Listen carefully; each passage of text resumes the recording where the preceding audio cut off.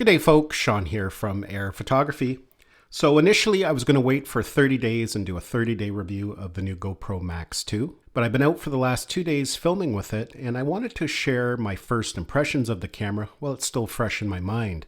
I was actually really excited that GoPro released a new 360 camera. I think it's really important for consumers to have competition and choice on the market. Competition drives innovation and it helps keep the prices down. And the GoPro Max 2 has been something that a lot of people have been waiting for many years. The original Max has been out for 5 or 6 years now, and it was well overdue for an upgrade. Now, just like any tech product, it's not perfect. Overall, I'm generally happy with the performance. This camera is quite the improvement over the original Max.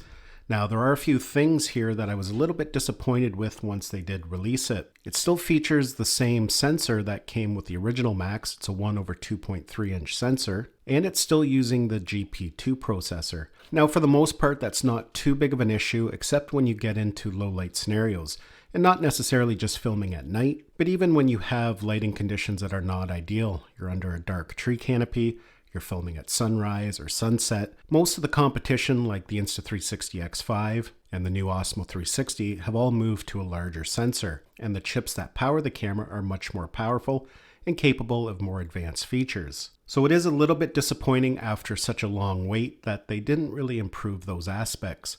And especially if GoPro decides not to release a new 360 camera every year, this might be their flagship 360 camera for the next 3 years, perhaps 4 years.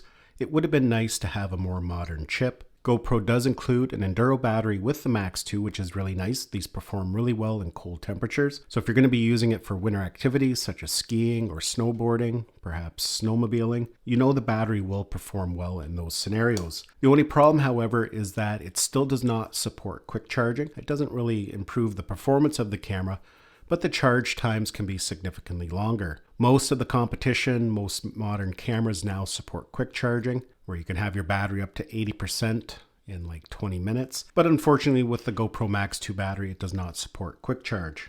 Now, those are some negative aspects of it, but for the most part, I'm generally really happy with its performance. The video it can capture is actually quite good for a 360 camera. Now, we're going to get into more comparisons when we do a comparison video coming up here soon. The GoPro Max features a removable lens, which can be really important with 360 cameras, and it's easily removable. You just twist it and it comes right off. The Insta360 X5 has a user replaceable lens as well. But the Max there is much easier to do, especially when you're out in the field and you happen to damage a lens. The X5 requires some tools and calibration at the end, but the X5, you just twist it off, put a new one on, and you're out filming again. Now with that design, that easily removable lens, it may come at a cost with the footage. As you can see, there's quite a bubble on that lens.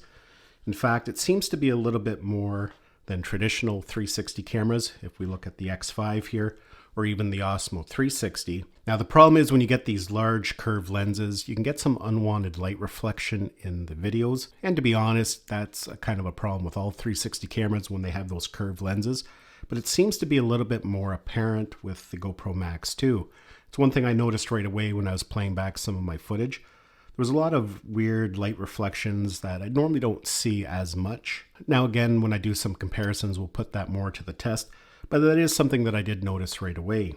The other thing I noticed from the footage from the GoPro Max 2 is that it doesn't handle dynamic range very well. Now, with that said, again, that can be a problem with all 360 cameras. Normally with a single lens action camera, it only has to expose in one direction. But because a 360 camera has to expose for both lenses in every direction, it can be very difficult for it to get it correct. And you'll notice here, sometimes when I'm riding, the footage gets quite overexposed.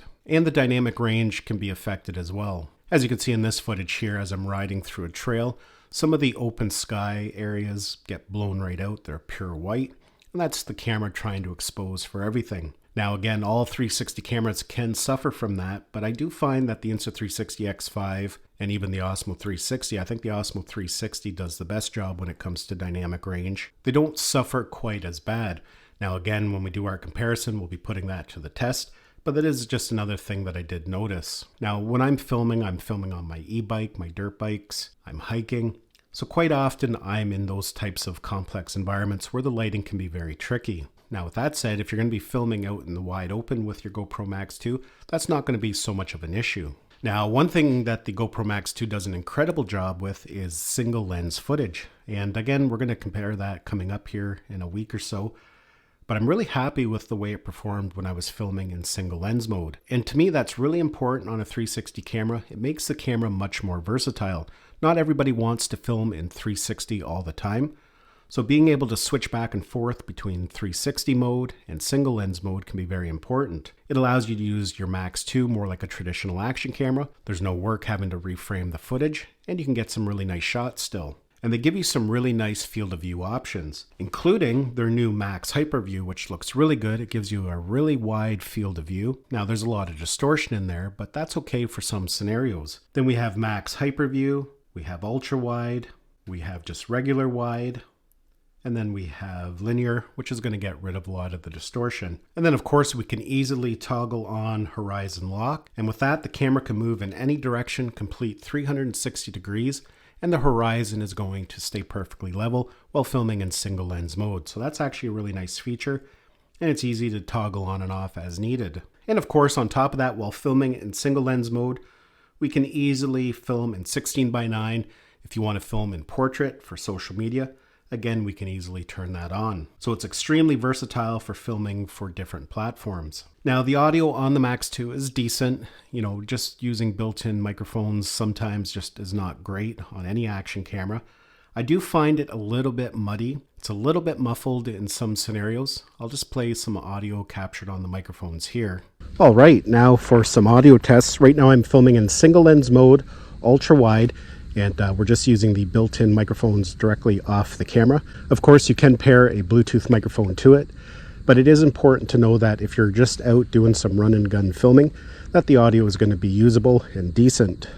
So again, this is audio coming directly from the GoPro Max 2 built-in microphones, and we are filming in an ultra-wide field of view. The audio is usable, it's not great. And that's kind of another problem. I was really hoping that they would have a better microphone solution. You can pair some Bluetooth microphones to it, something like AirPods, but it's still not a perfect scenario. It definitely does not compete with something like Osmo Audio from a DJI camera. So that is a little bit disappointing because a lot of people like to use these for motovlogging. They even work well for vlogging, you know, capturing different unique perspectives. So better audio solutions would have been nice. Now, even with some of those limitations and issues, my experience with the GoPro Max 2 has been extremely positive. I think the footage looks fantastic. That's never been a problem with GoPro. GoPro footage always looks really good. Now, when it comes to overheating or the camera locking up, which sometimes GoPros can suffer from, I haven't used it enough to experience that. The camera has not overheated on me yet, but I've been out filming, moving, so usually it's not so much of an issue then. The other thing is too, I never tend to film for more than 10 minutes at a time. Especially when filming in 360, I don't like these massive files that you have to edit. So usually when I'm filming in 360, it's, for 5 minutes at a time, 10 minutes max. And even filming at 8K, moving on a bike, I did not have it overheat at all.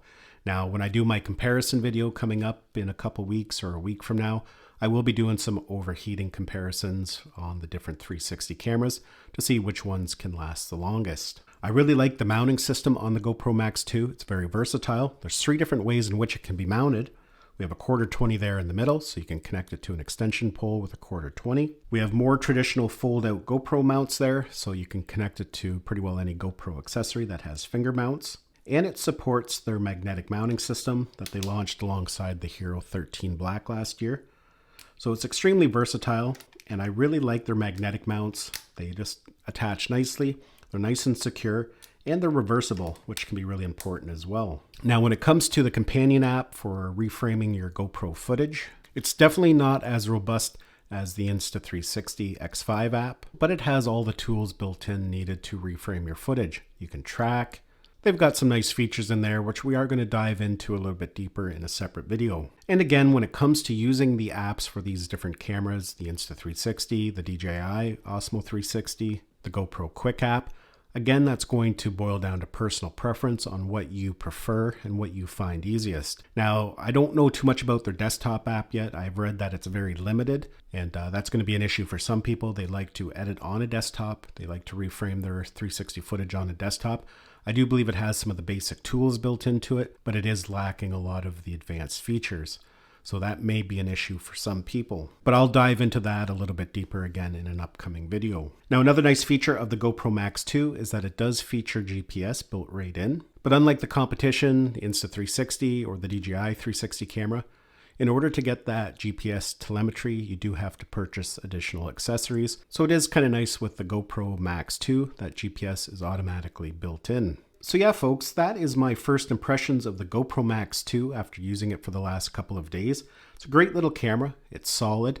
Now, I don't know if it's met expectations. GoPro has been flaunting this camera for the last couple of years, and I don't know if it's really lived up to the hype. It's a great little camera, but it didn't really introduce anything really new that we haven't already seen with the Insta360 X5 or even the DJI Osmo Action 360. But in general, I think if you do decide to purchase it, you are going to be happy with it. For some people, this will be a great choice. For others, maybe one of the other 360 cameras might suit them better. But again, we'll discuss that when I do my comparison video. Hopefully you enjoyed this video and found it had value. Thanks a lot for watching, and we'll see you in the next one.